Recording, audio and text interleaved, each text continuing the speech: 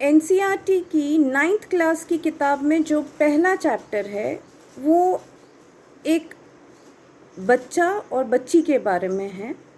एक ऐसे बच्चा बच्ची जिन्होंने 100 साल बाद उनके हाथ में एक डायरी आती है और उस डायरी में स्कूल के बारे में मेंशन है, जो बिल्डिंग में होती थी जहाँ पे लोग इकट्ठे जाके पढ़ते थे। और ये 100 साल बाद की कहानी है। तो उसमें बच्चे कंप्यूटर से पढ़ते हैं, टेक्नोलॉजी से पढ़ते, रोबोटिक टीचर्स रहती हैं। तो कंपैरिजन किया जाता है कि robotic teachers versus human teachers. आज हम ह्यूमन टीचर्स रोबोट्स की तरह काम कर रहे हैं। 2 घंटा पढ़ाते हैं, घर का काम करते हैं, लेकिन अपने बच्चों से कनेक्टिविटी बना के रख रहे हैं। क्या इस चीज़ का कोई मोल नहीं है?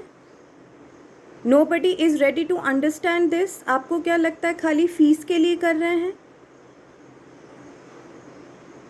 Everybody has to come together। जो स्कूल गलत कर रहा है आप बिल्कुल उनके खिलाफ एक्शन लीजिए, बट HRD मिनिस्ट्री या education ministry, whoever tackles this has to come forward to find a solution।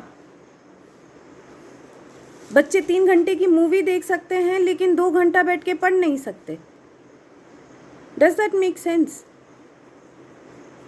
जितने पेरेंट्स मेरी इस बात को समझने की कोशिश करेंगे या सुन रहे हैं, ये सिर्फ आपको इतना एक्सप्लेन करने के लिए है कि ये क्राइसिस मोड है। आज से 25-30 साल पहले अगर ये आपदा आई होती तो शायद एक बार हम सोचते भी कि क्यों एजुकेशन को कंटिन्यू करें। टेक्नोलॉजी नहीं है, कैसे बच्चे बात करें, फ़ोन भी नहीं था उस वक्त, टेलीफोनिक कॉन्वर्सेशन ही बहुत डिफ़िकल्ट होता था, टीचर्स के पास नंबर्स नहीं होते थे, घर में फ़ोन नहीं होता था। आज घर घर में नहीं, हर हाथ में फ़ोन है। पबजी खेलने के लिए, फ्री फायर खेलने के लिए, नेटफ्लिक्स के लिए बच्चे के पास फ़ोन है। ठीक है, हो सकता है कि गूगल मीट या फिर जूम जो ऐप यूज़ कर रहे हैं हम लोग, उसमें दिक्कतें आ रही होंगी, उसमें प्रॉब्लम हो रही होंगी, but that is not the only solution जहाँ पे आप ये कह दें कि एजुकेशन ही इम्पोर्टेंट नहीं है आपके लिए। दैट्स रियली नॉट इम्पोर्टेंट, है ना। एजुकेशन इम्पोर्टेंट है ही नहीं हमारे लिए, तो स्कूल्स भी इम्पोर्टेंट नहीं है। फिर आपको सोचना है, ये आपके ऊपर निर्भर करता है कि आप शराब में, नेटफ्लिक्स में और बाकी की चीज़ों में पैसा वेस्ट करने से ज़्यादा स्कूल की फ़ीस देकर टीचर्स की ज़िंदगियां बचाइए, उनको हेल्प करिए। ऐसे बहुत सारी टीचर्स हैं जो अकेले के दम पे घर चलाती हैं, बहुत सारी। और जब हम इक्वालिटी की बात करते हैं तो आप ये सोचिए 90% of the teachers are ladies, जो घर का काम, बाहर का काम बखूबी निभाती हैं। तो आज आपके इस सोशल मीडिया माध्यम से मैं सिर्फ एक रिक्वेस्ट ही कर सकती हूँ कि ज़रा एक सेकेंड थॉट दें। मैं ज्ञान ज्योति एकेडमी की प्रिंसिपल हूँ और हमारे में से किसी ने भी अभी तक किसी पेरेंट को कॉल करके इस सेशन का, इस सत्र का पैसा नहीं मांगा है, लेकिन फिर भी पिछले 1 महीने से बहुत अच्छी तरीके से क्लासेस रन कर रहे हैं।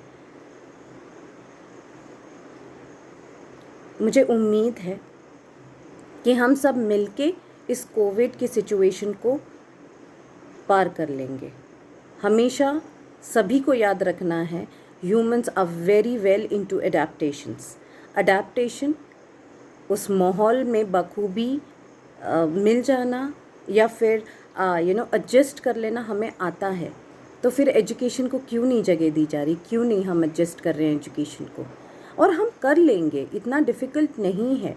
सारी टीचर्स को इकट्ठा आना पड़ेगा, पेरेंट्स को इकट्ठा आना पड़ेगा, स्टूडेंट्स को इकट्ठा आना पड़ेगा। और इस माध्यम से एक और मैसेज मेरे स्टूडेंट्स के लिए जो लोग मुझसे पढ़े हैं, प्लीज़ आप लोग कोई भी ऐसी गलती ना करें। हर टीचर्स डे पे, हर गुरु पूर्णिमा पे आप मुझे बहुत अच्छे से विश करते हैं, जगह जगह से विशेस आते हैं मुझे ढेर सारे। तो आज गुरु दक्षिणा ही मांग रही हूँ एक तरीके से। प्लीज़ किसी भी स्कूल का फ़ीस ना रोकें, ट्यूशन फ़ीस दें। एक्स्ट्रा फ़ीस जितना भी है वो शायद गवर्नमेंट ने अभी स्टे लगा दिया है, मना है, लेकिन जो भी गवर्नमेंट डिसाइड करे, please make sure that you are paying. Education इस वक्त प्राइम इम्पॉर्टेंट है बच्चों को एंगेज रखने के लिए। बाकी सब चीज़ें अगर टाल दी जाएं तो कोई दिक्कत नहीं है, बट एजुकेशन को टालना is not the right thing. Thank you. Stay home, stay safe.